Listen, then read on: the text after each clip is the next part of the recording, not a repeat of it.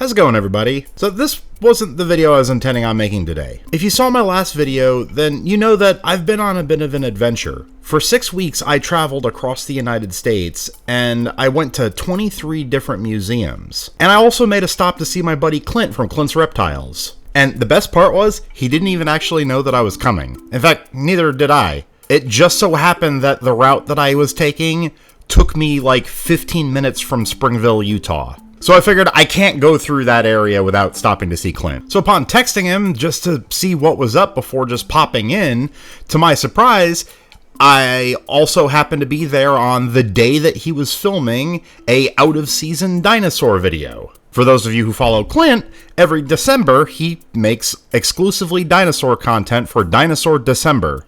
Guys, Clint and I have been dancing around the idea of making videos together for almost 3 years now. And I just so happened to be in town the day that he was shooting a dinosaur video. And that's how I ended up guest starring on his Father's Day video about Pachycephalosaurus that he did with Owen. A group of dinosaurs smack dab in a rather heated controversy regarding whether Hell Creek has multiple species of this group, or one species whose skull shape changes a lot as it grows. A controversy that I can tell you firsthand, after speaking personally to several experts on both sides of this debate, we do not 100% know the answer just yet.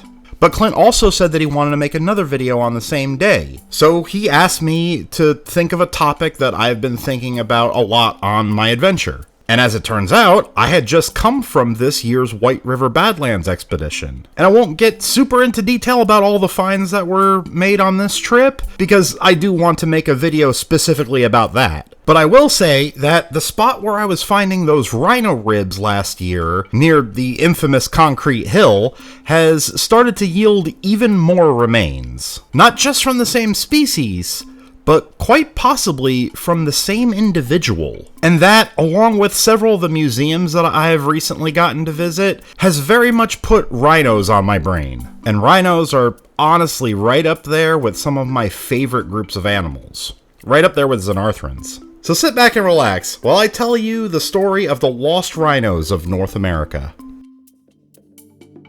This story starts off at a time that I find particularly fascinating.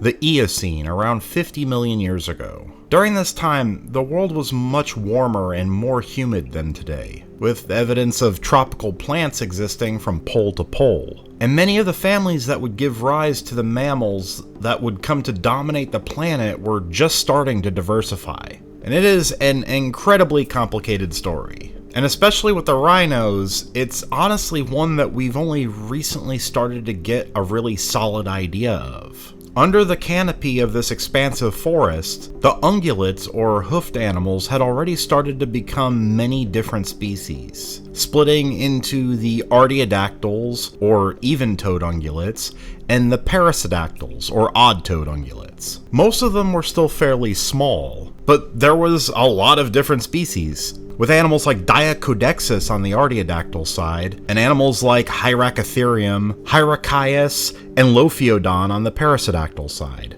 A lot of these almost kind of resembled animals like duikers or mouse deer today. But among these tiny basal herbivores, it is the odd-toed perissodactyls that we'll be focusing on in this video. Both Hyrachias and Lophiodon were about 1.5 meters long, so about the same size as a pig. Despite them being pretty basal and fairly similar in a lot of ways at a glance, each of these animals would give rise to completely different types of creatures in the future. Hyracotherium is actually one of the earliest ancestors of horses, and Hyrachias and Lophiodon are seen as a little bit closer related. Now, one thing that will play a reoccurring part in the story is the continents themselves, as it always does.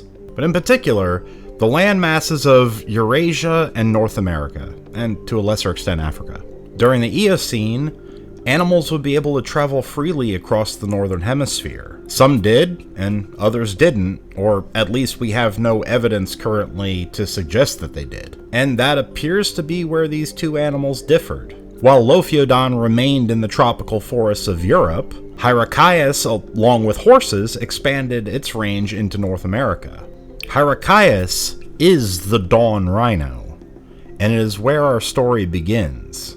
It expanded across at least 3 continents, and perhaps most interestingly has even had remains found in, of all places, Jamaica, giving further evidence that there was still major differences in the placement of the land masses 50 million years ago. And as the world changed, slowly morphing from the tropical world of the Eocene into something more similar to today, the animals would change with it. And they would all drift further apart from the similarly basal browsers they all started out as to completely different types of animals.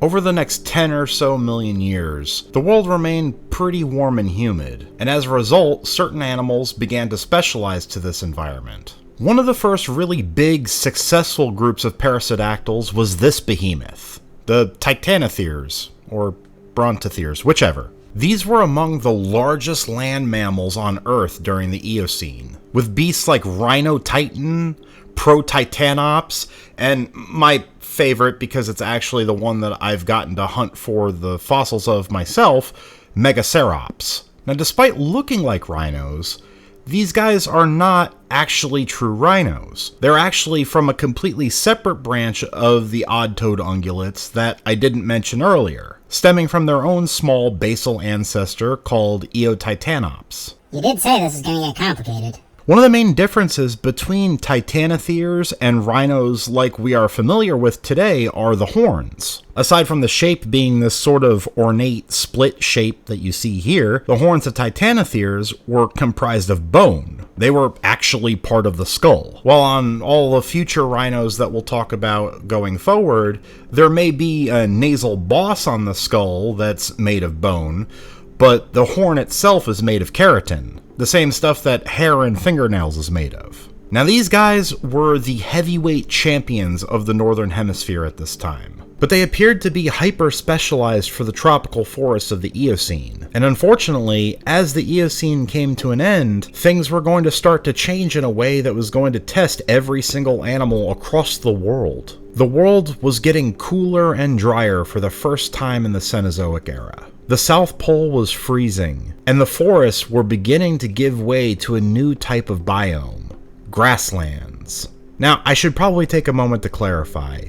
This was not when grass first evolved. Grass has existed since roughly the Cretaceous period, but it hadn't taken over yet as one of the most successful plant families on Earth. Not until this shift started to take place. And when forests start to get replaced by open grassy plains, it presents a bunch of new challenges to everything living in the environment, as well as presents new opportunities.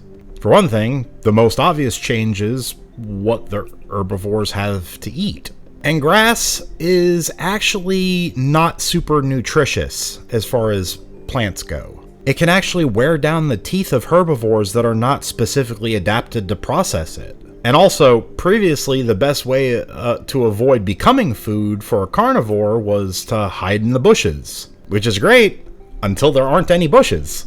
And it wouldn't be too big of a problem for animals like Titanotheres. They were already way bigger than most of the predators at the time. But, unfortunately, when you weigh up to 4 tons like Megacerops, you need a lot of food. And when a 4-ton animal evolves to be a browser, you're going to struggle when the bushes and trees start to get replaced by grass. And that'll actually be important for later on, too. What this all was building towards was a global decline in many of the animals that were too specialized to the world of the Eocene jungle. The White River Formation is dated to around 37 to 30 million years ago.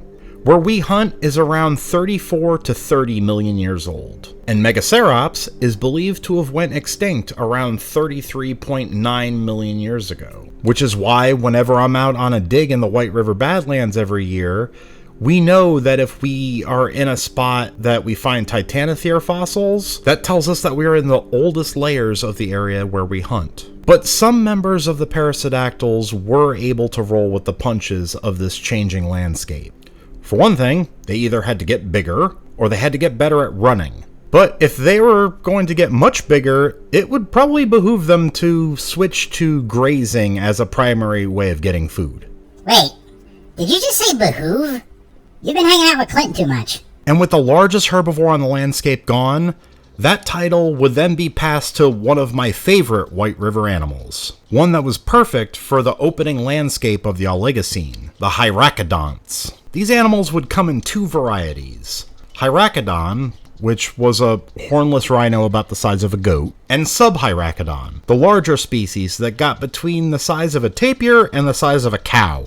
They had comparatively longer legs and were more well adapted for running than modern rhinos, which is where they get the nickname running rhinos. These were adaptations that made them well suited for escaping the predators at this time. And there were lots of predators in this landscape. A very interesting bunch of creatures, animals like Hyenodon and the Nimravid Hoplophonius, bear dogs, but most of them were still pretty small at the time. And one of the most dangerous of all was an entelodont, Archaeotherium, an omnivorous artiodactyl. Somewhere along the way in the 20 million years since Diacodexis, a group of even-toed ungulates didn't just become a predator, but it became the apex predator of North America during the Oligocene. For the Hyracodonts to survive a threat like this, they were going to have to go into an even more extreme direction. And new evidence seems to point to that being exactly what they did. As the Oligocene went on, the forests continued to recede as the poles got cooler. However, at this point, only the South Pole was frozen. And as more water got locked up at the South Pole, that would lead to less rain and lower sea levels. Now, with this process of glaciation taking place, grass becomes more and more dominant. Grass doesn't require as much water to grow and spread as trees and forests do. And the animals that are going to survive either need to learn to adapt to this grassy world, or be able to take advantage of the gradually shrinking forest regions, which there was still plenty of, but there was still less of it than during the thermal maximum of the Eocene. But point is, there are two major paths that a herbivore could take. You could lean more into being a specialized browser and compete with other herbivores for higher nutrition forest plants, or you could switch gears to taking advantage of the less nutritious grass that was slowly becoming more common. We see examples of rhinos in North America around this time going in both directions. Now, the Hyracodons that had been here for a while were pretty well adapted to traveling across open terrain. They were,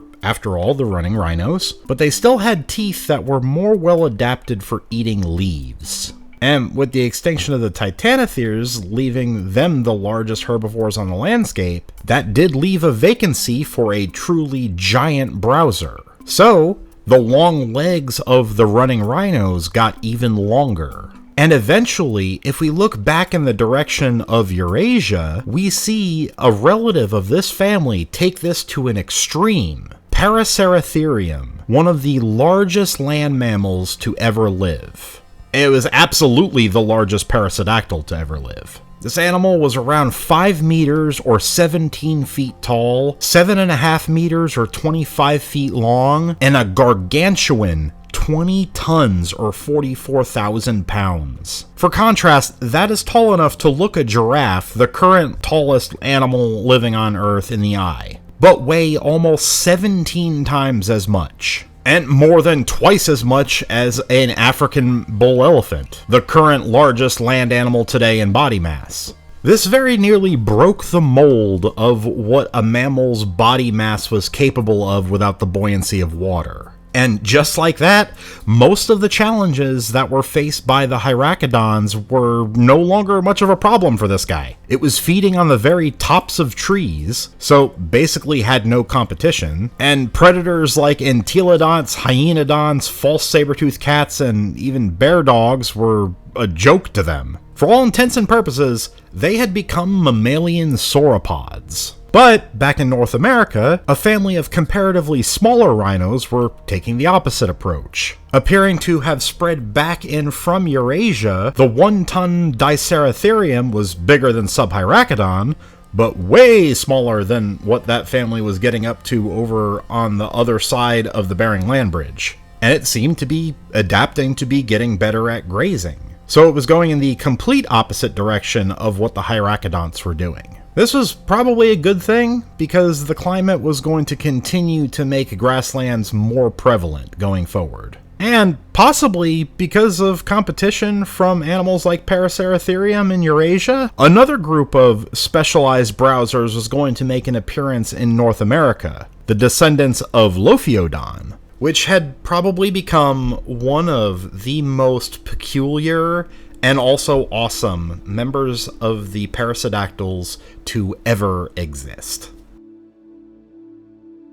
What's really interesting about the next two chapters of this story is that they're both in locations that are found within 100 miles of the White River Formation where I go on my annual dig. In fact, this site, which tells the story of animals that lived 12 million years after Hyracoddon and Subhyracoddon, is only 35 miles away. This is a site that captures an amazing portrait of the animals in the Midwest 20 million years ago. The Agate Fossil Beds National Monument. Here we see evidence to suggest that as the Miocene began, the drying trend continued to affect North America. But the mammals here were finally getting the hang of the more arid climate. The horses, camels, and oreodonts had all evolved new forms that were either better adapted to live on grass or were able to survive on either aquatic plants or being able to browse. For example, we have this guy, Oxydactylus.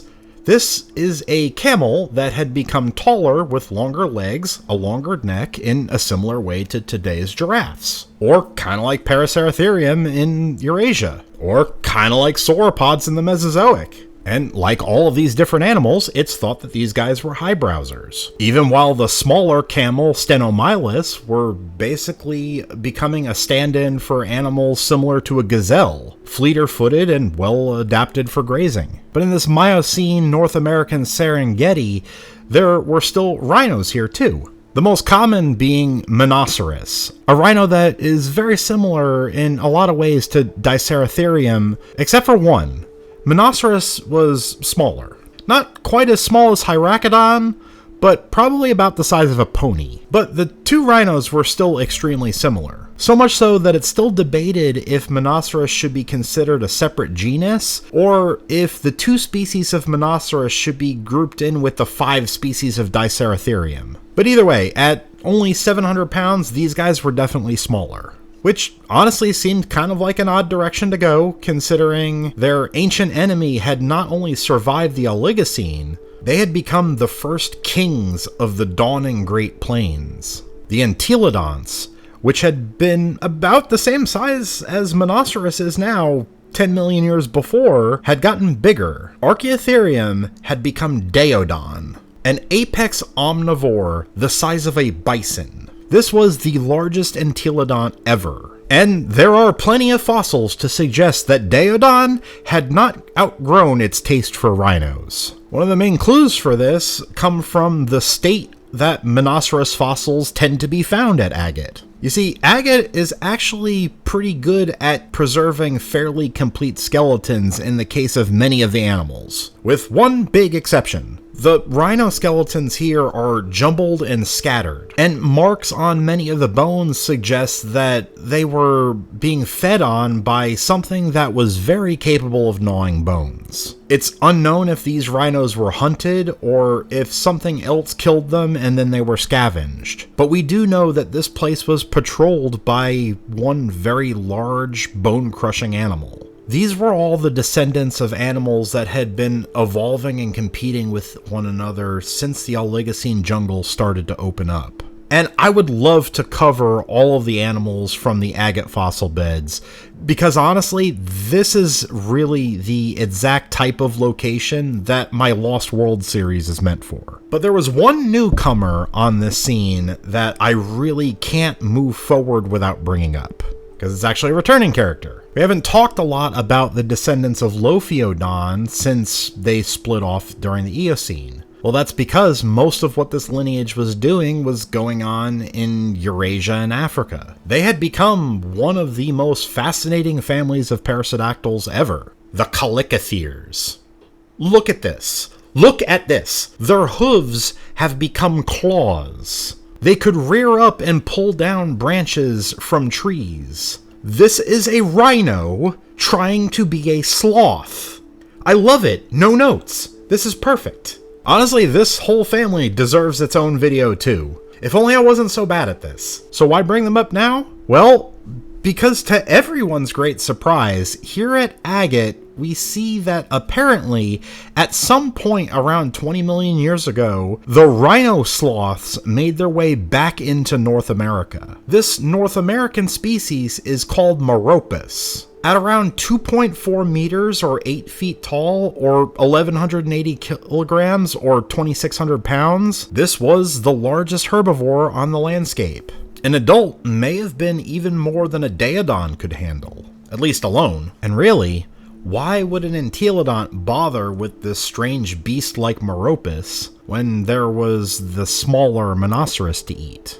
Well, one way or another, even with all these competitors and predators, the rhinos were not out of the race. Rhinoceros was not helpless, and they didn't just survive, they thrived. They appeared to live in large herds, and although the largest concentration of Rhinoceros fossils have been found at Agate, they have been found as far northeast as New Jersey, and as far west as California, and as far southeast as Florida. So these guys were literally all over North America. So even though they didn't reach the ridiculous sizes and shapes of their cousins in Asia, I would say that these little guys were definitely a success, and they would lay the groundwork for the final chapter in this story. We now find ourselves at another historic fossil site, one that we have been to before in the earliest days of this channel. You see, back in the day, I did the Museum Adventure series, where I would go to different museums and showcase what they had on exhibit, and one of the first videos in this series was all about this site, one that is around 70 miles away from Agate, and puts us around 8 million years later, the Ashfall Fossil Beds, a site that was absolutely one of the most breathtaking and also heartbreaking ones yet. Unlike both White River and Agate, which both were formed over hundreds of thousands or millions of years, Ashfall is a fossil bed that was made up of animals who perished in only a matter of weeks. I get into this in the video with Clint, as well as in my Ashfall Museum Adventure video. So go check those out if you want to know more about the animals who died as a result of the volcanic eruption that took place 12 million years ago. But today, I want to really focus on the rhinos. Teleoceros, the barrel-bodied rhino. Over 100 of these animals were found at this site, giving us a lot of information about them. It told us that they likely lived in large herds like Rhinoceros, but they were probably less athletic than the earlier North American rhinos. If anything, they had a body shape that seemed more reminiscent of hippos than rhinos, which has even led some scientists to believe that they may have been semi-aquatic. But that has been debated since we have found that these animals were primarily grazers. At least, these Teleoceros were grazers. And I say that because Ashfall does not mark the end of the rhinos in North America, because Teleoceros was a survivor. This genus would live for around 10 million years, splitting into several different species and spreading all across the continent once again. This means that they also varied a good bit in size, ranging from around 1 to 2 tons depending on the species. But in pretty much all of them, the males were considerably larger, with longer tusks and a bigger head. But we see a few big differences in the Teleoceros that we have found farther east. The Ashfall rhinos are from one of the earlier species in this genus called Teleoceros major. But 8 million years after that, at a site in Tennessee called the Gray Fossil Site, we see what could be one of the last North American rhinos, Teleoceros apisoma. But how was this barrel-bodied rhino different from the ones who came before? Well, for one thing, their teeth were different. Instead of being well adapted to eating grass, they seem to have been going back to browsing on more leafy vegetation. They had longer legs than their ancestors and are even thought to have had a prehensile upper lip similarly to today's black rhinos. And this actually all makes sense when you consider some of the other things that were going on in the 10 million years that Teleoceras had been around. The climate had continued to get cooler and drier. We're slowly working our way from the hothouse of the Eocene to the Ice Age that would come in the Pleistocene. That's basically what all of this has been working towards. And as a result, different types of grasses had become more prevalent across the Great Plains. Grasses that had even less nutritional value. It was the C4 grasses instead of the C3 grasses. Now, the horses and ruminids were able to get enough to survive still, but all of those animals were smaller than the rhinos. With their larger bodies, the rhinos had higher caloric needs and shifted back into eating forest greens again. And that would have been fine if they didn't have new competition there as well. Because another thing that changed on the North American landscape during the Miocene was another group of large mammals arrived from Eurasia. These ones were members of the Afrotheria, the very first North American elephants, the Gomphotheres. And these were elephants that were specifically adapted to eating the same kinds of food that these rhinos had pivoted into eating. And as the Miocene came to an end, the climate continued getting cooler and drier. So the last rhinos in North America were now in a situation where they were competing with elephants for a dwindling resource. And there was a ton of competition for the already meager resources in the plains. There's one more site that I want to mention, but I can only talk about it a little bit because the site is under active research and I have had the opportunity to assist with it, so I can only talk about things that have been made public. It's a site called the Montbrook site in northern Florida, dated to right around the same time as the Gray site. Here we see the remains of Teleoceras, as well as a ton of Gomphothere material. Like, there are 3 times as many elephants as there are rhinos at this site, all jumbled together, believed to have been deposited here by an ancient river delta. Now, there was still an impressive amount of rhinos found here, don't get me wrong, but since we know from ashfall that the barrel-bodied rhinos tended to live in large herds, this seems like it could be telling of a decline between 4 and 5 million years ago. Like I said, when you're a multi-ton animal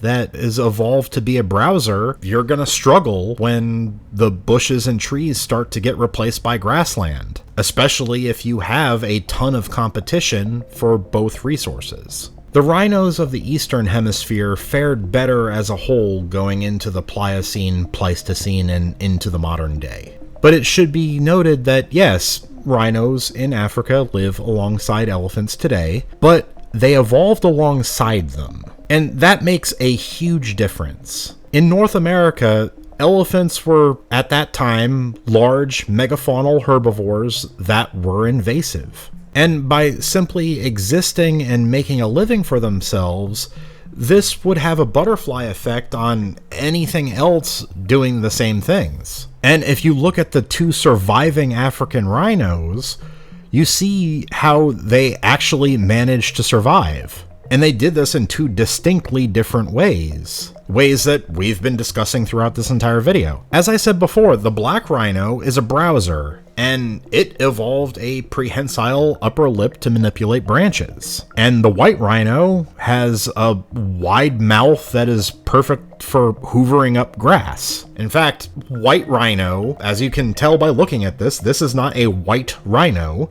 They're called white rhinos because it's actually a mispronunciation of wide-lipped rhino. So it's actually referring to the difference in their mouth shape. So we see the effects of this niche partitioning even in living rhinos and indeed all herbivores today. I want to thank Clint from Clint's Reptiles for having me on his channel, as well as being the inspiration for this entire project. This video, all of it, It exists because of him, because I showed up at the reptile room about a month or so ago, and he said, Steve, let's make a video. What do you want to make a video about? Well, let's make a video about rhinos. Let's talk rhinos. And then here we are. If you haven't seen the video already on his channel, I'll leave a link to that in the description. You should definitely go check it out. I hope you all enjoyed this video, and stay tuned, because I know you're going to love what I have coming up next. Have a good one, everybody.